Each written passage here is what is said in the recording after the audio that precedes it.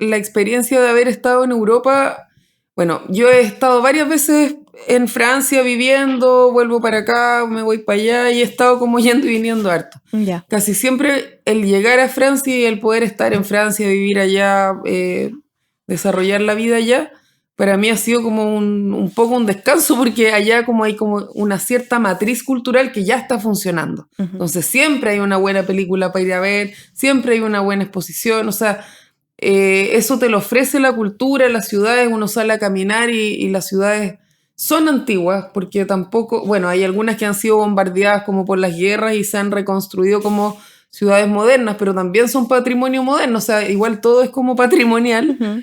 Hay algo de arquitectura contemporánea, pero hay sobre todo harto reciclaje de edificios donde no desaparece completamente la preexistencia. De hecho, cuando hay proyectos completamente nuevos, muchas veces como que no son muy buenos. O sea, es mucho más potente esta arquitectura orgánica que se ha desarrollado a través de los siglos, de ciudades, no sé, pues completamente de piedra y como construir a partir de ahí, para nosotros llama mucho la atención, porque hay Ujú. un patrimonio construido de muchos años, todo el patrimonio románico, la iglesia, Claro. etc. Entonces acá, como no tenemos eso mismo, da la impresión que hay un poco todo por hacer y todo por valorar, y casas como esta, que es de 1915, Wow. para allá es una casa más o menos reciente, pues, pero para Claro. acá es como de la fundación de la ciudad. Sí. Entonces, independiente del valor histórico que tiene, también hay una calidad en el espacio, una altura, una belleza, una nobleza en los materiales que educa. Ujú. Y como uno ve que en este contexto son como casos bien puntuales, se hace necesario apoyar para que no desaparezcan. Entonces Ujú. te hace ser más activo y como responsable, como para crear lo que uno quisiera que exista, hay que crearlo, o sea, hay que... Sí. Entonces te permite ser más activo, Ujú. hay esa necesidad.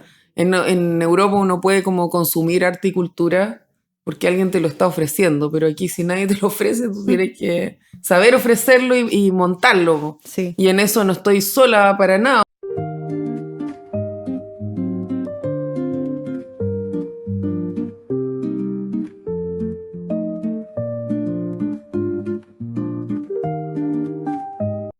Hola, mi nombre es Bárbara Box, soy licenciada en Artes Visuales, mediadora cultural, comunicadora, docente en formación y ahora también podcaster.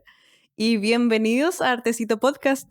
Después de tanto ahondar en el arte de la música en los últimos episodios, hoy damos un pequeño giro para desarrollar otros tipos de arte, como lo son la arquitectura y el patrimonio, que también son parte esencial de lo que nos mueve como artistas. Además, les recuerdo que si quieren apoyar este proyecto y hacer que siga creciendo, pueden hacerlo con una donación en mi Ko-fi, link que les voy a dejar en la descripción del video. También pueden suscribirse, seguirme y encontrarme como Bárbara Bock Art o Artecito Podcast en redes sociales.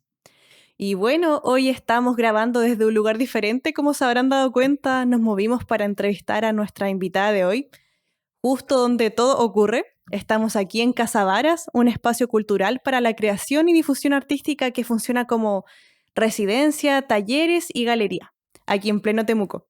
Y además, un dato curioso, a mi lado está la segunda María que entrevistaremos en el podcast y spoiler, se viene una tercera, pero bueno, hoy me Las tres acompaña Marías. las tres Marías, sí. Hoy me acompaña María Paz Salvadores Ferrando, arquitecta, docente, gestora cultural, fundadora de la corporación Maki y parte esencial de lo que hoy es Casa Varas.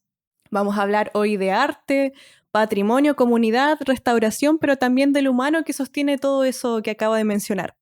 Y ahora comenzamos. ¿Cómo estás, María? ¿Cómo te sientes para participar del podcast de hoy? Bien, muchas gracias por la invitación. Entonces, para comenzar, quisiera preguntarte, ¿tú creciste en Temuco y te fuiste súper joven a Francia? ¿Cómo fue ese proceso? ¿Por qué te tuviste que ir?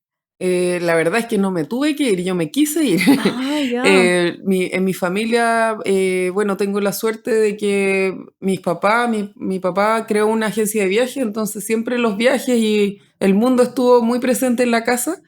Y mi mamá, por el lado de la familia de mi mamá, tanto mi mamá, mi tía, mis tías, primas se habían ido de intercambio. Mi tía se fue en la universidad a estudiar a Inglaterra, su máster. Mi mamá se fue a intercambio en el colegio a Estados Unidos, mi tía también, por AFS, que es un sistema de intercambios interculturales, donde uno se inserta como en la cultura donde llega. Te recibe una familia y tú vas al colegio. Generalmente no hay nadie que habla tu idioma cerca. O sea, bueno, en donde yo fui habían clases de español, entonces me servía para aprender francés como al revés. Y para mí fue una excelente experiencia y desde los 14 años busqué tener esa experiencia. Entonces busqué dónde funcionaba AFS en Temuco, fui a preguntar cómo se postulaba, todo el asunto. A los 14. Y cuando ya estaba, de hecho a esa misma edad también me inscribí en un curso de italiano que daban la Fratelanza Italiana de acá. ¿Ya? Apareció un día en el diario, mi mamá lo vio y me interesó. Y estaba entrando primero medio, estas clases, era un curso como intensivo de 3 semanas. Pero siempre me interesaron los idiomas. En el colegio aprendí inglés nomás, pero tenía como una mini base de italiano y me interesó, quería irme o a Italia o a Francia o a Suiza, porque ahí también estaba el francés y el italiano. Y también muy conectada con el mundo del cine que hablábamos hace un rato. Por eso también quería saber francés, porque encontraba que allá había buen cine, me gustaba el cine italiano, me gustaba el cine francés. Y así fue como de los 16 a los 17 pasé un año allá. Y ahí, pucha, a esa edad uno absorbe el idioma y te hace como al tiro bilingüe. O sea, uno aprende como en la calle, así. Así es que sí, fui sola. Igual soy hermana mayor, entonces como que responsable. Sí, fue una excelente experiencia y tuve la suerte de llegar a una familia muy conectada con el arte allá. Así genial. Es que eso también me abrió todo un mundo que hace lo que soy hoy día, porque uno está ahí como absorbiendo. Sí, totalmente. Sí, ¿te pasó alguna vez allá alguna situación anecdótica, algún choque cultural cuando recién llegaste? No sé, todo era como diferente. Yo diría que lo que más me llamó la atención es que yo llegué allá como a un mundo rural que acá no conocía. Ya. Porque acá yo siempre he vivido en Temuco, en la ciudad y en Chile en general. A pesar de lo que uno piensa, estamos súper conectados. Siempre hay una micro para ir a algún lado a la hora que uno se le ocurra. Los campos, bueno, también pasa la realidad de acá que son como grandes campos, o sea, hectáreas de terreno. Allá es todo chiquitito. Entonces, si uno vive en el campo, uno vive como en pequeños pueblos, 800 habitantes, 400 habitantes, y vas al colegio en bus, vives tu jornada escolar y vuelves a la casa y estás conectado con un mundo como más calmado. Y bueno, también las jornadas laborales son diferentes, entonces los papás estaban como más temprano en la casa. Claro. Y se hacía mucha vida familiar después de volver del colegio. A pesar de que en invierno oscurece más temprano y todo, pero había mucho compartir con la familia, había como una jornada como práctica de hacer y otra de relajarse. Todas las noches veíamos alguna película interesante, se conversaba harto. En esa época no había computador en la casa, o sea, ni teléfono, nada. Claro. 99, acá en Chile ya uno tenía correo, allá no. Allá había como, en el liceo había un computador, pero acá en Chile estábamos mucho más avanzados en como todo lo que tiene que ver con internet y todo que en Francia. Me parece súper interesante como lo multicultural que fuiste desde chiquitita y lo distinto que es todo allá en Francia. Me imagino que sigue siendo igual, como ya tenemos la tecnología en la mano constantemente, tal vez se parece un poco más, pero igual hay diferencias sustanciales tanto a nivel familiar como artístico. Me parece súper interesante. Por ejemplo, en los pueblos estos era la misma gente que más o menos estaba de la edad media en el territorio. Wow. Entonces, como que uno reconocía en las caras cuando uno ve, no sé, cuadros de 1800, eran las mismas caras las de la gente que vivía y así como que habían vivido en el mismo territorio durante mucho tiempo. Y eso se sentía en la cultura. Ahora, esa es una Francia, que es la Francia rural. Obviamente que si uno se va a París o a otros lugares, están como los locales, pero es mucho más cosmopolita. Sí. ¿En qué parte te fuiste específicamente? Estaba en Auvergne, que es la región del centro de Francia. Es un macizo montañoso, entonces tampoco llegan los trenes rápidos. Es como que hay otro tiempo, en realidad. Ahora, obviamente, que todo el mundo tiene acceso a celulares y eso ha cambiado mucho, pero igual hay zonas donde hay una ruralidad que se podría parecer a como era aquí el campo quizás en los años 60, no sé. Ya. Oye, ¿te gustaría decir algo en francés? Bien sûr, sí. Vean el podcast Artecito. Se puede decir Artecito. Regardez le podcast Artecito sur Instagram. Il y a beaucoup de choses intéressantes pour ceux qui veulent apprendre l'espagnol. No entendí nada. Lo recomendé para los que quieren aprender español. Ah, súper. ¿Viste? Qué genial, Se me abrió encanta. un mundo. Me encanta ese acento francés. Y ya que estamos en este tema más personal, te quiero preguntar, ¿cómo era la María Paz de niña? ¿Ya se asomaba algo de lo arquitecta desde chica? Como ya me doy cuenta que era súper determinada y movida dentro de lo que te interesaba, po. Bueno, en realidad de arquitecta, no sé, tuve una experiencia en el colegio que yo creo que fue bien decisiva, que fue en el colegio armaron un encuentro de ciencia, ¿Ya? un encuentro nacional de ciencia, de profesores de ciencia, y había también como una especie de muestra de experimentos o cosas que se hacían en la región y de otros colegios, habían hasta de Calama, así como nacional. Y cuando se preparó el colegio para recibir ese encuentro, a mí me tocó preparar una sala que era para que los expositores se relajaran o entre las charlas o fueran a pasar un rato tranquilo en todo este movimiento que había en todo el colegio. Y cuando armé esa, yo estaba, no me acuerdo, estaba en primero medio, octavo básico, no sé, pero como que me tocó a mí sola ordenar esa sala. Ya. Y yo creo que la arquitectura parte desde el aseo y el orden, o sea, como que cómo uno ordena, cómo uno vive los espacios, cómo pone un cuadro, o sea, la arquitectura, la base de la arquitectura es el orden, de lo que sea. Sí. Y como que tuve esa posibilidad y ahí me di cuenta que sí, pues que hace la diferencia poner un mueble a un lado al otro y como que fue una experiencia bien práctica, quedó bien buena la instalación y desde ahí en adelante como que siempre me ha llamado la atención, he tenido como esa facilidad de ordenar los espacios y todo. Y después cuando estuve en Francia, el papá era ingeniero. ¿Ya? Y él siempre quiso ser arquitecto. Entonces tenía una biblioteca increíble de libros de arquitectura y en la mañana antes de irme a la escuela todos los días revisábamos los dos juntos un libro y íbamos comentando, oye, fíjate cómo está esa puerta, o sea, como ver mucho.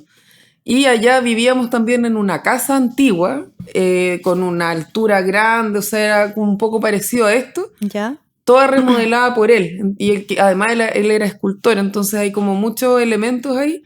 Y por otro lado, mi papá chileno, él también transitó por la arquitectura, estudió un poquito de arquitectura técnica en España, no terminó, pero él es muy maestro y muy práctico y tiene también todo este bagaje, entonces creo que cumplí como el sueño de estos dos papás de ser arquitecto. Claro. Y yo la verdad es que estudiando arquitectura siempre me arrancaba porque me gustaba sacar fotos, hacer otras cosas, como que igual lo hacía porque había que estudiar algo y en realidad no me iba mal.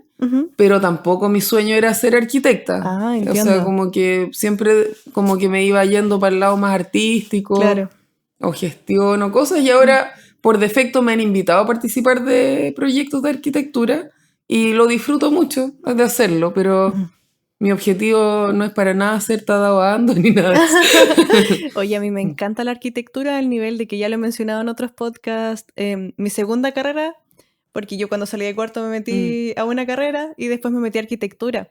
Porque siempre me llamó mucho la atención. Estuve un año en arquitectura y era maravilloso. Era tan interesante, era como la mezcla del arte, la psicología, algo súper Sí, es verdad mezclado. que hay harta psicología. Sí, pues de cómo la persona que recorre, uno lo puede dirigir. Cómo uno se siente en un espacio, sí, o sea, es como... Sí, me parece súper interesante, pero el ritmo del trabajo, tal vez yo era muy inmadura, tal vez, pero no lo supe sobrellevar.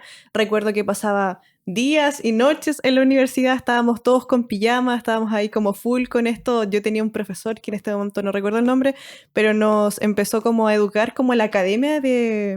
Taliesin, ya, como... Taliesin. Sí, creo que sé quién era ese profesor.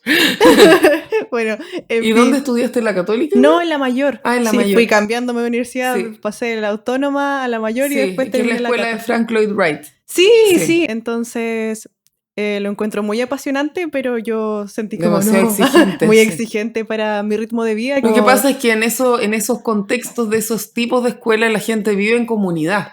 sí, Entonces tu vida es lo mismo que, o sea, es todo una cosa y además viven en el mismo lugar, entonces obviamente es diferente. sí, era súper Mm. interesante, pero yo no comía, no dormía, estaba Claro, no, sumamente estresada. ese tema como de la calidad de vida de los estudiantes de arquitectura ahora ha cambiado mucho. De verdad. Pero cuando yo estaba estudiando, la gente vivía en la escuela, dormía debajo de los tableros, en ningún momento paraban para ir a almorzar, o sea, era terrible. Sí, Y sí. yo terminé de estudiar en Francia y allá era totalmente distinto, teníamos mucho más tiempo para resolver un encargo, Mm, éramos mucho menos estudiantes por profesor, había un cuidado en la calidad de vida del estudiante. Y bueno, yo encuentro que ahora se ha avanzado bastante en esa dirección, pero cuando yo fui para allá era así como un contraste muy grande. sí, qué increíble. Y desde tu mirada actual, ¿cómo crees que estas dos experiencias, vivir en Temuco y la vida en Francia en ¿Ya? contraste, se cruzan en la forma que entiendes hoy el patrimonio y el arte? Yo pienso que la experiencia de haber estado en Europa, bueno, yo he estado varias veces en Francia viviendo, vuelvo para acá, me voy para allá y he estado como yendo y viniendo harto. Ya. Casi siempre el llegar a Francia y el poder estar en Francia, vivir allá, desarrollar la vida allá, para mí ha sido como un poco un descanso porque allá como hay como una cierta matriz cultural que ya está funcionando. Ujú. Entonces siempre hay una buena película para ir a ver, siempre hay una buena exposición, o sea, eso te lo ofrece la cultura, las ciudades, uno sale a caminar y las ciudades son antiguas, porque tampoco, bueno, hay algunas que han sido bombardeadas como por las guerras y se han reconstruido como ciudades modernas, pero también son patrimonio moderno, o sea, igual todo es como patrimonial. Ujú. Hay algo de arquitectura contemporánea, pero hay sobre todo harto reciclaje de edificios donde no desaparece completamente la preexistencia. De hecho, cuando hay proyectos completamente nuevos, muchas veces como que no son muy buenos. O sea, es mucho más potente esta arquitectura orgánica que se ha desarrollado a través de los siglos, de ciudades, no sé, pues completamente de piedra y como construir a partir de ahí, para nosotros llama mucho la atención, po, porque hay Ujú. un patrimonio construido de muchos años, todo el patrimonio románico, la iglesia, Claro. etc. Entonces acá, como no tenemos eso mismo, da la impresión que hay un poco todo por hacer y todo por valorar, y casas como esta, que es de 1915, Wow. para allá es una casa más o menos reciente, pues, pero para Claro. acá es como de la fundación de la ciudad. Sí. Entonces, independiente del valor histórico que tiene, también hay una calidad en el espacio, una altura, una belleza, una nobleza en los materiales que educa. Ujú. Y como uno ve que en este contexto son como casos bien puntuales, se hace necesario apoyar para que no desaparezcan. Entonces Ujú. te hace ser más activo y como responsable, como para crear lo que uno quisiera que exista, hay que crearlo, o sea, hay que Sí. entonces te permite ser más activo, Ujú. hay esa necesidad. En Europa uno puede como consumir arte y cultura porque alguien te lo está ofreciendo, pero aquí si nadie te lo ofrece, tú tienes que saber ofrecerlo y montarlo, po. Sí. Y en eso no estoy sola para nada, o sea, aquí hay un equipo conmigo y todos entregamos el tiempo que tenemos y hacemos lo que podemos. Pero claro, no es o sea, un camino que si estuviese sola no estaría aquí, po, o sea, no, Sí. es demasiado duro. Como, Sí, aquí nos damos cuenta nuevamente del contraste que hablamos tras cámaras y creo que ahora también lo comentamos, este contraste cultural dentro de lo que es Latinoamérica con Europa, mm. donde allá todo es más fácil de acceder porque le dan mayor valor. Y otra pregunta que no puedo dejar pasar, ¿tienes algún lugar en Temuco como un rincón, un pasaje que para ti sea como un pequeño patrimonio personal, que no sea Casa Varas? Un lugar en Temuco. Sí, eh, bueno, hay varios lugares interesantes. La Feria Pinto, ya. es un lugar donde uno, claro, si pensando, por ejemplo, qué mostraría yo de Temuco a alguien que viene de otro lado. Ujú. Bueno, obviamente la feria es como imperdible, el Museo Nacional Ferroviario Pablo Neruda igual es como un tremendo logro. tener esa infraestructura, ese lugar, esas máquinas y todo. Toda la zona Lautaro. Yo creo que Temuco, desde la calle Bulnes hacia Barros Arana, Ujú. es muy rica en prácticas sociales patrimoniales, en todo lo que tiene que ver con edificios, también lo que queda entre medio y letreros, o sea, está como, es bien, hay muchas capas que se cruzan, pero es interesante lo que pasa en ese sector de la ciudad. Otro sector que también me gusta y es interesante caminar y todo es en la Avenida Alemania, todo lo que rodea la calle Recreo holandesa. Hay mucho Mm. patrimonio modernista del sur, de arquitectura del sur, como Bauhaus, Ujú. que hay muchos arquitectos que se formaron como bajo la línea de la Bauhaus y que trabajaron con materiales locales en los años 60, haciendo un tipo de vivienda de una escala media Ujú. para, no sé, pues profesores, profesionales que en ese momento eran profesionales jóvenes que participaban como de cajas como, no sé, pues para acceder a la vivienda, cosas así, y que son unas arquitecturas muy interesantes, muy bonitas, como media entre japonesa, Bauhaus, y creo que ahí hay harto para inspirarse. Ujú. Hay como unas joyitas y son barrios que lamentablemente por la especulación inmobiliaria están desapareciendo. Sí. Entonces todavía estamos un poco a tiempo de visibilizarlo. Ujú. Y con esto volvemos un poco a lo patrimonial y en conjunto con lo creativo. Algo que me llama la atención es que desde la arquitectura se puede tanto crear lo nuevo como proteger lo antiguo. Entonces, si lo miramos desde lo personal, te quiero preguntar, ¿alguna vez has sentido una tensión interna entre estos dos impulsos, como entre crear algo nuevo y conservar? Yo creo que son muy complementarios. O sea, Ujú. siempre cuando hay algo que conservar, yo lucho por conservarlo. O sea, siempre, incluso aunque no sé, pues pongamos que hay una casa hermosa, pero está llena de termitas, bueno, se puede hacer de nuevo. Se Ya. echa abajo y se hacen. Sí, vale la pena esa volumetría, porque en el fondo todos los edificios tienen un impacto para la ciudad. Y cuando ese volumen deja de estar, hay un pedazo de ciudad que deja de existir también. Ujú. Entonces, hoy día hay muchos recursos para hacer de muchas maneras y hacer posible las cosas. Entonces, lo más importante es tener como la convicción de que lo que estamos haciendo es necesario y tiene sentido.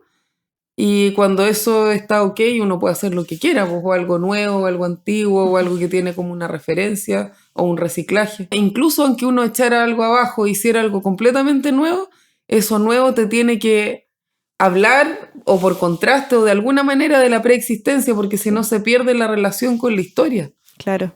Y hablando de momentos importantes, ¿hubo algún punto claro en que dijiste esto del patrimonio no es solo un trabajo para mí, sino que es algo que realmente define lo que quiero hacer? ¿Cuándo te empezaste como a introducir más en esto del patrimonio? En realidad yo siento que son invitaciones que he ido aceptando. ¿Ya? La primera vez que tuve relación con un proyecto de patrimonio fue en Chiloé porque una señora me invitó a restaurar la iglesia que estaba cerca de su casa, Ujú. que era una iglesia tradicional chilota con algunas intervenciones que no eran como muy estéticas para lo que fue esa iglesia en algún momento.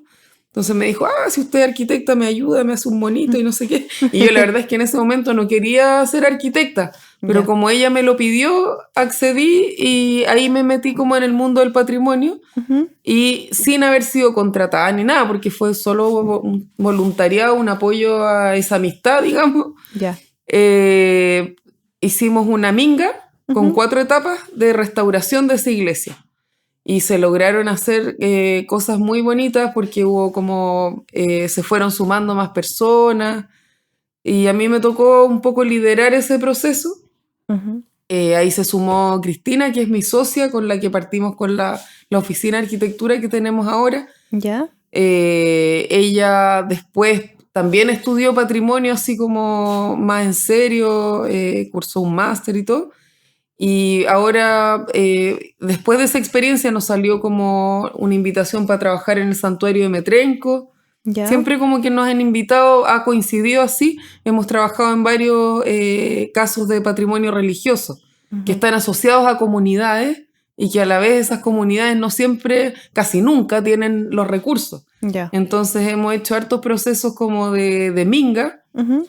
y esa ha sido nuestra metodología de trabajo sin quererlo y que hemos ido como reconociendo y de esa misma manera se levantó Casa Vara.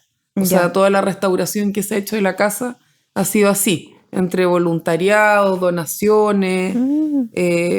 no tantas donaciones, pero más que nada como trabajo bien a pulso y bien de nuestras manos. O sea, Ya. Más adelante tengo unas preguntas como para profundizar más en esto de Casa Varas y lo que mencionas de tu trabajo en Chiloé.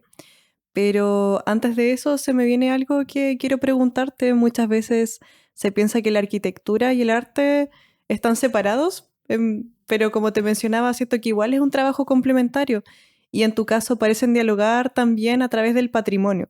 ¿Sientes que ese ha sido el punto en común que te hizo transitar de lo arquitectónico a lo artístico o hubo otros factores que te llevaron a vincularte con el arte de una manera más directa? yo diría que cuando uno enfrenta un proyecto, sea cual sea, uno de alguna manera crea como una coreografía o un guión en el fondo, pensar la realización de un proyecto es un proceso creativo. Ujú. eh, para mí una obra de arte también es un proceso, o sea, uno siente la necesidad de hacer algo, una pintura, una escultura, lo que sea, y uno se da los medios para realizarlo, busca cómo. Y para mí el ejercicio de mi profesión o de lo que sea que quiera hacer pasa por ese mismo proceso. Ya. Y ese proceso es, es un proceso vivo que nace de una necesidad interior Ujú. y esa necesidad interior va buscando los recursos que necesita para salir a flote. Ujú. Pero no tiene que ver como con tener la plata para hacerlo o con que alguien te está pidiendo un encargo.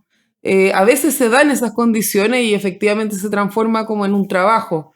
Pero si no, para mí el proceso creativo, eh, cuando nace y es necesario, de alguna manera va a aparecer. O Ujú. sea, cuando algo tiene que estar, está. Y Sí. uno en el fondo como que se va poniendo a disposición de ese proyecto. Y bueno, tengo hartos amigos que trabajan como en otras artes. Mm. Y claro, es como tener un hijo, así como que aparece la obra y tú estás al servicio de esta obra y de repente esa obra toma vida propia y se expone y se va alejando de lo que eres tú y tú partes con otra. Ujú. Y yo creo que yo veo así los proyectos. Sí. Y también en su duración y todo, también es como el mismo proyecto va diciendo cuánto va a durar y Ujú. si sigue o no. Sí, estoy súper de acuerdo contigo, pero igual quería como ver qué podías opinar al respecto, porque me he dado cuenta que una opinión, o sea, hay algo que se repite bastante porque he entrevistado a muchos músicos, músicas, artistas visuales, y todos mencionan lo mismo, que igual es como un proceso que está todo junto, no se excluye una cosa de otra. Yo No, creo que cuando uno está dentro de este medio, se puede dar más cuenta, tal vez las personas que no están tan inmersas en la cultura podrían verlo separado. claro. Sí. No, una obra es una obra, pues ya sea de arquitectura, de teatro, de cine, de lo que sea. Ujú. Es algo que emerge Ujú. de un proceso creativo y uno lo que puede hacer es ayudar a que salga, pero ya Ujú. está. Es como cuando dicen, no, el escultor un cineasta que es un escultor del tiempo Ujú. o un escultor de piedra que la obra está dentro de la piedra y él saca Claro. lo que le sobra nomás. Ujú. Y yo creo que es así. Yo la arquitectura la veo, siempre la he vivido desde una dimensión como performática. Ya. Encuentro que todos los procesos asociados a la arquitectura tienen que ver con eso, como con soñar un espacio, hacer la bajada de diseño, después cuando aparece, qué personajes te ayudan a que aparezca, con quiénes trabajas, quiénes van a ser los maestros, qué va primero, qué va después, Ujú. de repente aparece un material. Hay harto de como de la sorpresa también, de lo que va Ujú. apareciendo en el momento, que son cosas que a lo mejor no tenías previstas de antes, pero que le suman al Ujú. proyecto.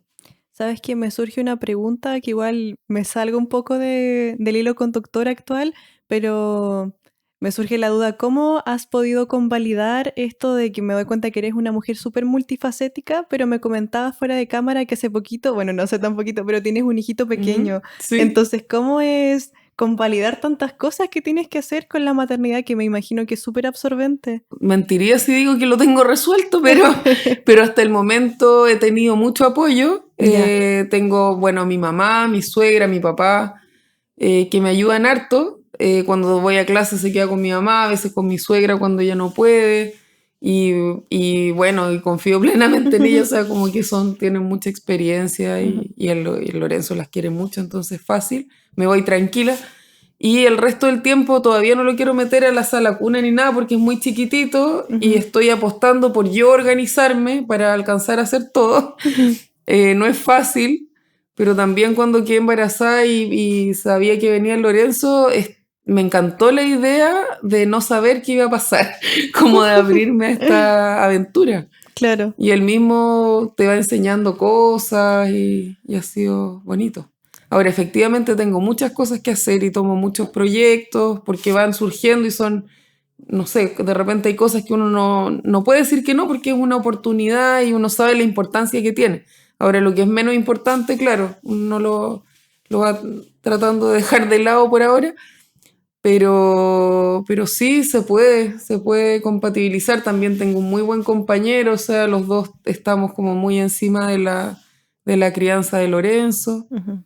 Hay que compatibilizar los horarios de trabajo, él tiene algo mucho más fijo, yo me puedo adaptar más Ujú. en horario. Pero así lo hemos hecho y también es cortito, o sea, son los 3 primeros años que hay que saber hacer malabares y después ya entrar en algún tipo de sistema escolar y ya voy a tener como media jornada más Ujú. entera para sentarme a trabajar. Sí, me llama mucho la atención lo que mencionas, que igual te como que era interesante para ti ver cómo lo vas a hacer y Mm. tal vez como que en parte una de las gracias de ser humano, la riqueza de ser humano está en esta incertidumbre de saber cómo lo voy a resolver y ir viendo qué pasa. Día a Igual, día, sí, claro, sí, pues lo tengo encuentro. la suerte de no tener una pega fija con un jefe, o sea, que me exija como una cantidad de horarios presencial, porque si no, sí o sí estaría más complicado, tendría que contratar a alguien para que se quede con Lorenzo, o sea, Ujú. necesitaría como otros recursos quizás. Ujú. No sé si has tenido la oportunidad de ver mis podcasts anteriores, pero últimamente me ha tocado entrevistar a varias madres y músicas que pueden como llevar tantas responsabilidades al mismo tiempo de ser madre. Entonces me encanta que cada vez estemos demostrando más que en realidad el ser madre no es un impedimento para nada, porque hay Mm, muchas personas en general que piensan, tienes un hijo y tienes que dedicarte 100% a eso, pero no, po, uno mm. igual tiene sus propias necesidades y sueños y metas que cumplir y se puede. Pero se necesita mucho apoyo, sí, o sea, Sí, yo me no imagino. podría si no tuviese a mi mamá o a mi suegra, a mi familia que apaña durante la jornada mientras el papá está trabajando fijo como en una pega. Ujú. Tendría que hacer muchas más cosas como en la casa, quizás alcanzaría menos a hacer cosas. Ujú. Igual trabajo en equipo, por ejemplo, ahora Sí, estamos con un proyecto grande, pero trabajo con mi equipo y nos juntamos en mi casa a trabajar, entonces ahí puede estar mi hijo, o sea, uno va buscando cómo integrarlo en todo, po. claro. Pero qué bueno que tengas ese apoyo y que has podido como desarrollar las cosas que esperas y así vas tomando las cosas que te llaman la atención y vas desarrollando más tu potencial. Sí, y pienso también que uno igual lo hace por él, o sea, como él Sí. también va a poder disfrutar de lo que uno pueda construir, po. Ujú. Sí, qué lindo.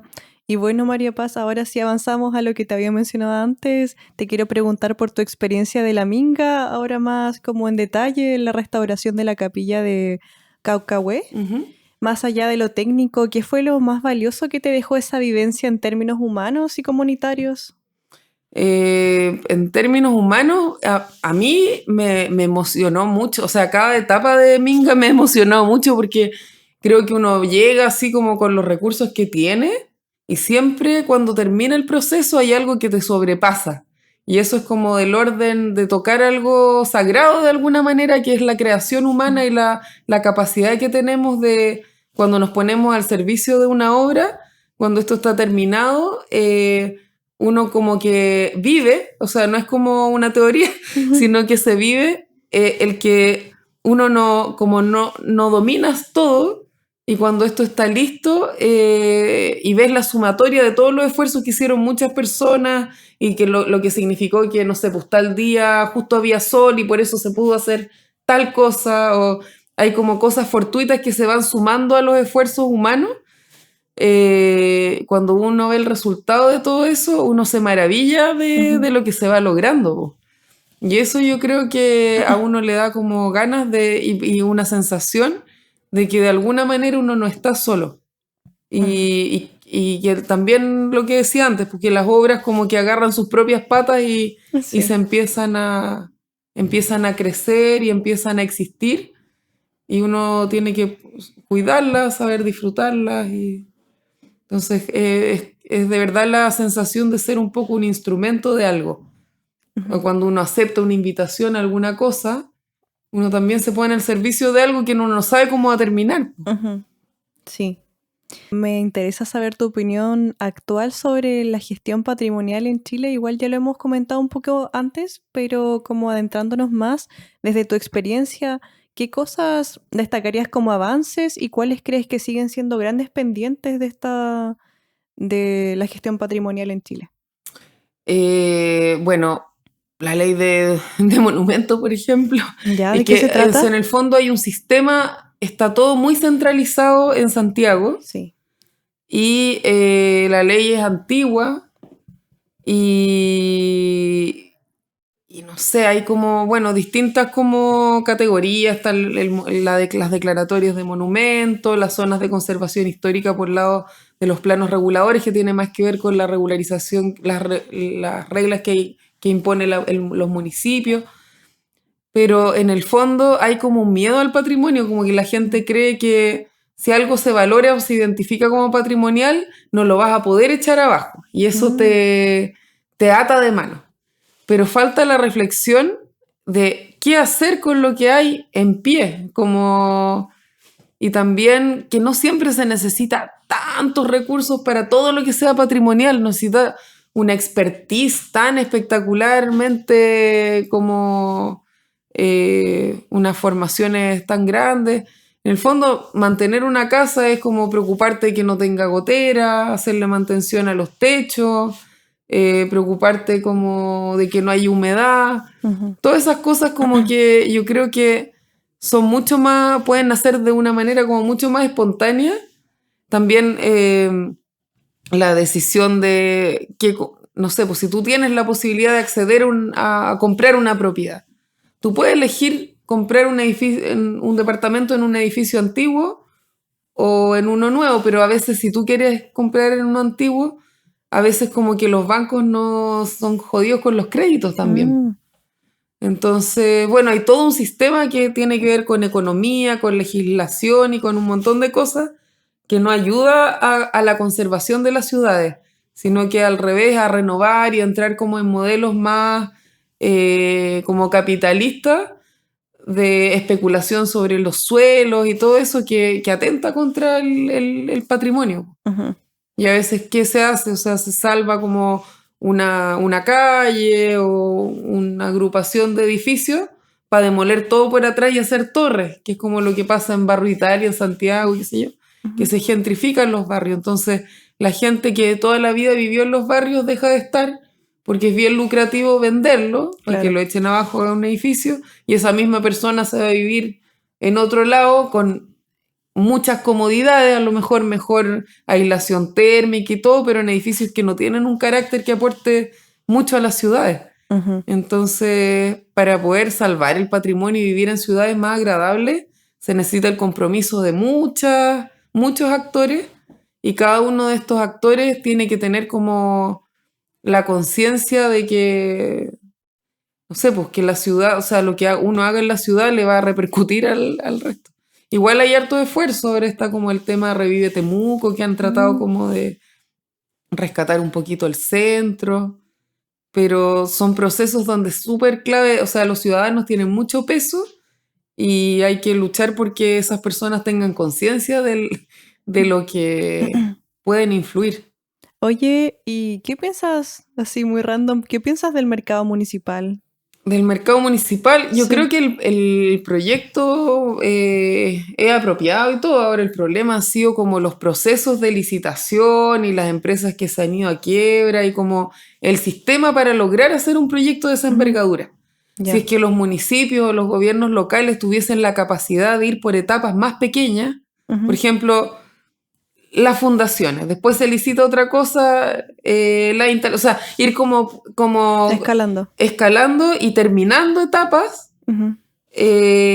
quizás sería más abordable, pero son proyectos de tanta cantidad de millones asociados a que las rendiciones de esos proyectos son grandes. O sea, la empresa que quiera hacer algo igual puede estar como mucho tiempo sin recibir un pago y tiene que tener una capacidad grande también de endeudamiento.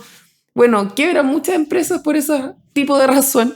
Y yo creo que si yo tengo la experiencia de la minga, de ponerse Ujú. de acuerdo, decir ya, faltan 4 palos para hacer esa ventana, se consiguen los palos, quién lo va a hacer, se paga a la persona que lo hace o hay alguna, bueno, generalmente son voluntarios, pero también a veces se paga. Como que es mucho más fácil trabajar de esa manera, como por ir de a poquitito, Ujú. que abordar estas cuestiones de miles de millones de pesos que son como a veces inabarcables. A Sí. veces hay buenos ejemplos y resulta, y efectivamente, no sé, po, la cúpula del Museo Nacional Ferroviario, evidentemente quizás no lo hubiésemos parado con una minga, po. Ujú. Pero yo encuentro que sí, los proyectos siempre uno los puede como fragmentar Ujú. para hacer más abordables como la administración de los recursos. Sí, estoy de acuerdo, ya van a pasar casi 10 años del Sí, mercado, si no me no, equivoco, es fue el terrible, 2016. terrible. Ujú. Y eso también desde el diseño debería pensarse como cuáles son las etapas para lograr algo. Sí, Por contraten a ejemplo, María Paz para ah, resolver sus problemas del claro, mercado. no sé, si igual son proyectos complejos, o sea, son equipos completos. También lo que pasa es que antes en los servicios tipo Ministerio de Vivienda, municipio, qué sé yo, habían equipos de trabajo que estaban diseñando, ejecutando, tenían como más dominio sobre lo que se hacía, sobre la Ujú. gestión de lo que se hacía. Ya. Y ahora estamos como por el tema de la famosa transparencia y todo tiene que ser licitaciones públicas y qué sé yo, pero tampoco es garantía de que las cosas funcionen mejor, po. Al Ujú. revés, se complejizan los procesos. Sí, es verdad. Y ya que estamos mencionando algunos obstáculos, en tu recorrido, ¿has tenido momentos en que un proyecto cultural o patrimonial se ha quedado estancado por falta de apoyo económico, político? ¿Qué haces en esas situaciones?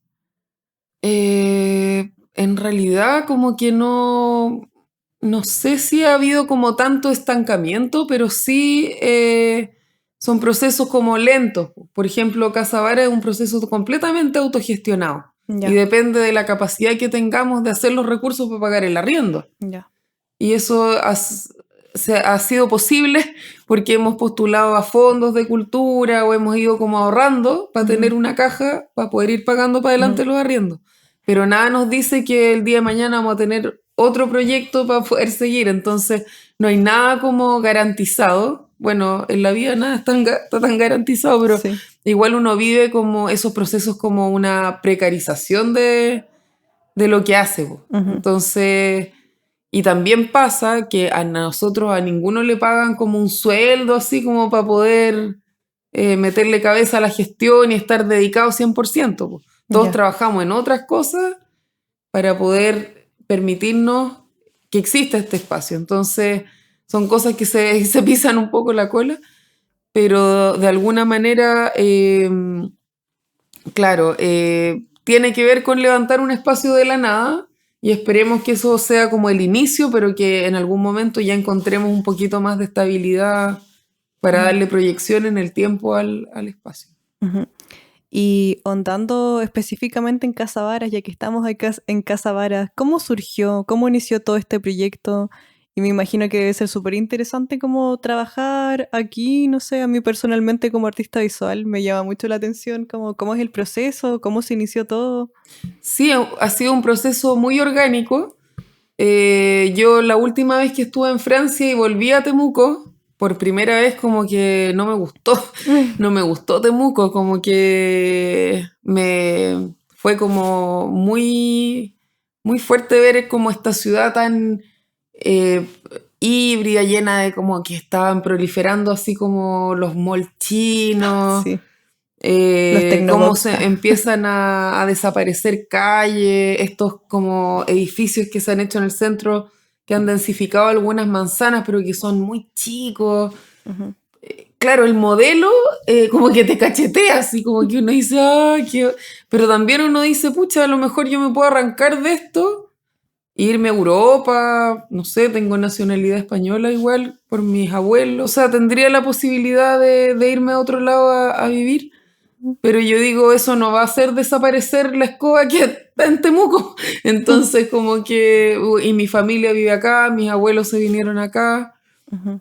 en los años 50, 60. Entonces, bueno, si otros viven así, yo no tengo por qué no hacerlo. Y traté de empezar a crear algo que, no, que me pudiese ayudar como a verlo más amable y armé el café. El Ah, café ya. Mandalé, que es un café que está en la casa de mis papás, Ujú. donde estaba la casa de mi abuela, que fue casa y después se transformó en café y cuando era mi casa también estaba ahí mi oficina de arquitectura. Ya. Pero mi mamá es productora de aceites esenciales Ujú. y tengo varios amigos que hacen cosas. Entonces, cuando volví de Francia, dije, les propuse a mis papás y lo armamos un poco con mi hermano también, que tenía un café en Chiloé. Ujú. Y por qué no ocupar esa casa y que les sirva a todos, po, en vez Claro. de que sea una casa para vivir yo. Ujú. Y armamos el café y empezamos a hacer actividades culturales, habían conversatorios regularmente todos los meses. Y también, bueno, nosotros somos buenos para cocinar, o sea, hicimos una microempresa familiar, esa es como la figura, Ya. pero se transformó en un centro cultural. Y de alguna forma empezó como a notarse que hacían falta esos espacios. Y cuando eso empezó a crecer, con una amiga empezamos a ver, dijimos, chuta, sería bueno que esto fuera más grande y tuviese como más impacto. Y pensamos en primera instancia en revitalizar el club alemán, que estaba Ujú. botado en esa época. Ahora Ya. está la Picá sin nombre y todo, pero Ah, un sí. poquito antes de la pandemia no tenía uso. Y Mm. estaba bastante central y siempre pensamos en vincularlo con el Goethe Instituto, como con alguna institución cultural que sí tuviese recursos, Ujú. donde sí se pudiese hacer como algún tipo de intercambio internacional alrededor del arte y valorar lo que hay acá también, po. O sea, mi sueño era así como que en este centro cultural hubiesen clases de mapudungún y a la vez de alemán y de francés y que la gente pueda irse para allá, venir para acá y que haya como este intercambio. Ujú. Y la cuestión es que eso, bueno, no resultó en ese lugar, pero después conocí a otra persona y me dijo, pucha, está buena la idea y si no fuera ahí, ¿dónde podría ser? Y esta casa pertenece a una sucesión donde está mi papá, era de mis abuelos, Ujú. y estaba sin arriendo ya hacía mucho tiempo. Entonces vinimos con esa persona y y les propusimos a mi familia arrendarlo, pero por un valor de pandemia, porque en esa época no estaba malo el tema de los arriendos, Ujú. y con el compromiso de ir restaurando. Entonces pagar Ah, un poco menos, pero valorizar lo que no estábamos pagando en arreglos en la casa. claro. Y así partimos y se fue interesando bastante gente. O sea, primero éramos 8 personas, todos como arquitectos, artistas, que con una vaca empezamos a arrendar la casa y ya teniendo la casa nos empezamos a relacionar en una red grande. O sea, aquí estuvo Plataforma Azul ensayando durante 6 meses en Mm. pandemia, han habido proyectos musicales. O sea, la programación de Casa Vara se ha dado de una manera bastante orgánica porque la gente se ha ido interesando, acercando y pidiéndonos ocupar el espacio a veces con algún aporte, otras veces no, pero siempre hemos como tratado de cuidar como una línea curatorial para la casa, Ujú. como una programación de arte como de calidad, eso como que nos interesa. Oye, como artista visual, estoy súper agradecida de personas como tú que toman esas como riendas de estas situaciones para poder culturizar un poco más ciudades o lugares como Temuco que realmente lo necesitan. Siento que es como que ha sido como una precursora para que más personas tal vez se puedan dar cuenta que pueden hacerse espacios multiculturales, tanto de diferentes disciplinas. Lo encuentro súper interesante y está súper genial. Te lo agradezco un montón. Igual hay otras iniciativas, pues en Temuco también está el espacio Coma y como varios lugares que surgieron, hartos como en pandemia. Algunos después ya como que no siguieron existiendo, pero hay otros que sí. Y esta red es como bien colaborativa, entonces, por ejemplo, no sé, pues antes de que existiera Com, la Lluviosa igual hacía cosas acá, nos conocemos y somos una red de mucha gente que está levantando eso. Pero es bonito porque fueron como un impulso paralelo, como que no nos pusimos de acuerdo, pero como que muchas personas al mismo tiempo sintieron esa misma necesidad. Y en el caso de esta casa en particular, bueno, somos un equipo de personas que está activando la casa. Pero si me pregunta a mí en lo personal como un poco curadora del espacio y como partí con la iniciativa desde su comienzo, yo diría que lo que me importa es que las personas acá sientan que entran a una casa. Y una casa te habla de una escala, de una manera de ser acogidos cuando llegas, como que sea cálido, que sea acogedor. Que la casa igual tiene como un dueño, o sea, como la idea de que hay un dueño de casa, que a pesar de que no es nuestra, igual es como si lo fuera en este momento, como arrendatarios podemos decir que somos al menos los dueños de casa. Y, por ejemplo, a nivel arquitectónico y programático en la casa, nos interesó recuperar la cocina. Como que se supiera dónde estaba la cocina en la casa, cuando era casa, porque esto en algún momento se arrendó como escuela, como centro de cultura para la MUNI. Entonces como que desapareció la dimensión casa que tenía este espacio. Y nosotros recuperamos la cocina y uno de los dormitorios arriba con un baño. Entonces tú puedes vivir esta casa como casa, vienen residentes de otros países o músicos y duermen en esta casa como si estuviesen en el 1915.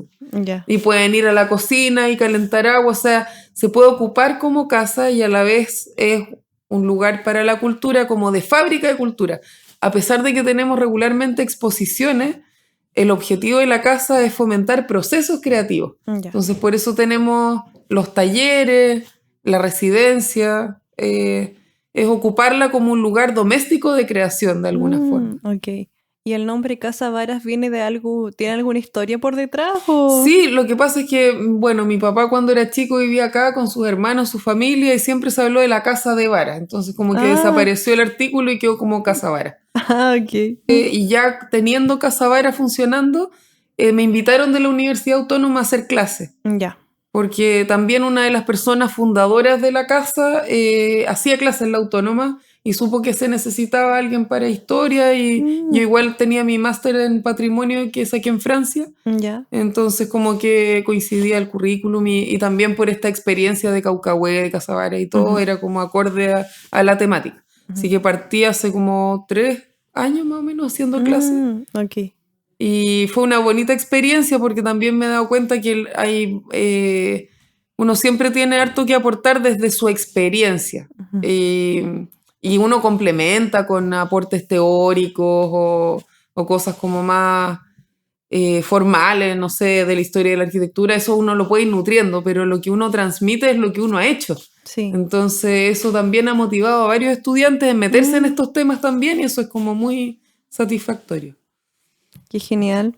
Y para ir ya cerrando esta parte, me gustaría que te transportaras como a tu visión de 20 años y si pudieras darle un consejo a esta María Paz, después de todo lo que has aprendido, has vivido y me has contado, ¿qué le dirías? ¿Yo de 20 años? Sí. A lo mejor, no sé, haber tomado las cosas como con más calma, no sé, como que uno tiene la impresión que el mundo se va a acabar mañana y como que a veces, claro, como haber tomado las cosas como más lento quizás, no sé. Pero creo que uno hace lo que puede hacer. No sé, no me arrepiento la verdad de nada. A lo mejor podría haberme tomado más tiempo para elegir qué estudiar y dónde y cómo. Por ejemplo, me hubiese gustado estudiar arte, pero estudié arquitectura, pero igual arquitectura me dio la herramienta que tengo hoy día, entonces tampoco me arrepiento. Pero claro, a lo mejor podría haber estudiado algo más como haberme detenido a pensar más que quería, porque fue como un poco por defecto que ya tenía buen puntaje, entonces me era más barato y hacerlo en Temuco para que mis papás no gastaran plata, o sea, como que me acomodé a muchas situaciones que habían, pues, pero no pensé como en lo que quería realmente, bueno, no sé. Pero queda vida todavía para hacer como cosas pensadas de otra manera, quizás. Sí, y ahora, antes de cerrar oficialmente, entramos a la dinámica clásica del podcast, que son las 3 preguntas, que básicamente te voy a hacer 3 preguntas y tienes que responder según la categoría. Hay una incómoda, una curiosa y una reveladora. Entonces vamos con la primera, que es la incómoda. ¿Qué aspecto de tu trabajo te da más vergüenza admitir que no disfrutas? Que no disfruto. Sí. Todo lo que tiene que ver como con, no sé, pues por ejemplo, cuando uno presenta una carpeta a la MUNI, las normativas, todas esas cuestiones, uy, no, a uno le gustaría más hacer cosas como más espontáneas, como ir creando en tiempo real. Bueno, a veces uno tiene la suerte de poder resolver de esa manera, po. Pero claro, cuando tenéis que presentar como una carpeta o cosas así, eso no lo disfruto. Yo creo que hay mucha gente que tampoco lo disfruta. Uno trata de hacerlo de la mejor manera para poder salir lo antes posible de esos cachos, pero toda la parte como legal y Como de, más burocrático. claro, de papeleo y todo eso, no, siempre es como una lata. ¿Habrá gente que lo disfrute en realidad? Yo creo que Es que no. yo creo que cuando uno realmente tiene el tiempo de meterse en la cuestión y entenderla, puede ser muy satisfactorio ir como llenando como este checklist. ¿Puede ser? Pero hay que tener experiencia para saber cómo hacerlo. Y de hecho yo también he ido aprendiendo con el tiempo y cuando esos procesos son como más rápidos, es muy satisfactorio. Entonces yo podría decirte que sí, que es como... Es una cosa como de ordenarse, pero da la impresión que las escuelas como que no te preparan para eso. Entonces como que te toma como sobre la marcha Sí. y es estresante porque son procesos que a veces atrasan las obras o... Entonces es como en la medida que uno va aprendiendo y se va haciendo amigo de esto, es menos desagradable. Pero claro, si uno puede como saltárselo, es maravilloso. Porque va ahí como resolviendo lo que te gusta, no sé, pues. Sí. Diseñar, construir y chao, o sea, como Ojalá todo fuera más simple. Sí, simple. Sí, y ahora avanzando a la pregunta curiosa, igual lo respondiste un poco, pero te lo pregunto más directamente, si pudieras tener cualquier otro oficio o profesión completamente distinta a la de hoy, solo por un día, ¿cuál elegirías y por qué? No sé, quizás algo más como de atención, no sé, me imagino más que como un tipo de oficio, no sé cuál, pero algo que cree como procesos finitos. Como ¿Ya? que la tarea empiece y termine como en una sesión, ¿cachai?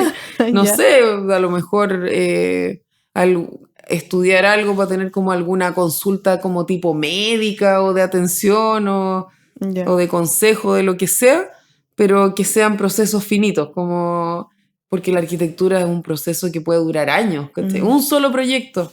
¿Ya? Entonces, como algo que sea como de procesos más cortos para que cuando tú termines quedes como libre para hacer otra cosa. Claro. Eso yo creo que me gustaría y como ir facilitando eso. Entonces ahora nos vamos a la última, vamos cerrando con la pregunta reveladora. ¿Qué pregunta que no te hice hoy te hubiese gustado que te hiciera? Y encuentro que tratamos muchos temas. Sí, que me hubieras hecho menos preguntas. No sé. No sé. No tengo más preguntas. No se me ocurre. Fue una entrevista perfecta. Sí, perfecta la entrevistadora. Gracias. Y bueno, María Paz, te doy las gracias por abrirnos las puertas de Casa Varas y por compartir con honestidad tu recorrido, tus ideas y tu visión. Y a ustedes les recuerdo que este episodio fue grabado en un espacio que está vivo, que sigue construyendo comunidades del arte y el patrimonio. No sé si te gustaría añadir algo, María Paz, decirles, mirar a la cámara. Nada, pues que están todos invitados a seguir las redes de Casa Vara, nuestro Instagram, ahí están publicadas las actividades que se hacen en la casa. Y invitar a todas las personas a seguir como cuando tienen una idea, buscar compañeros que acompañen en esa idea y traerlas a la realidad, porque la ciudad está como sedienta de ser habitada, nutrida, que, no sé, nos crucemos más como ciudadanía. Acá en Varas se da harto que se ve que hay grupos de interés y uno siempre está reconociendo como las mismas caras y sabe que están como en otras iniciativas. No siempre hay tiempo para trabajar en conjunto con todos, pero se ve que hay harta gente que está haciendo pequeñas cositas en distintas dimensiones y sumarse a ese movimiento siempre es bienvenido. Así es que súper agradecida de todos los compañeros que tengo en este camino y invitar también a que se creen nuevas comunidades, que participen de esta, etcétera. Etcétera. Etcétera. Muchas gracias, María Paz. Y bueno, si lo mismo de siempre, si eres artista visual, literario, de danza, musical o de cualquier tipo de arte, no dudes en hablarme porque puede que seas tú el que esté junto a mí en el próximo episodio de Artecito, el podcast en donde hablamos de quienes están detrás del arte. Así que gracias a todos los que nos ven y nos escuchan. Esto fue Artecito Podcast y nos vemos en el próximo episodio. Chao, chao. Gracias.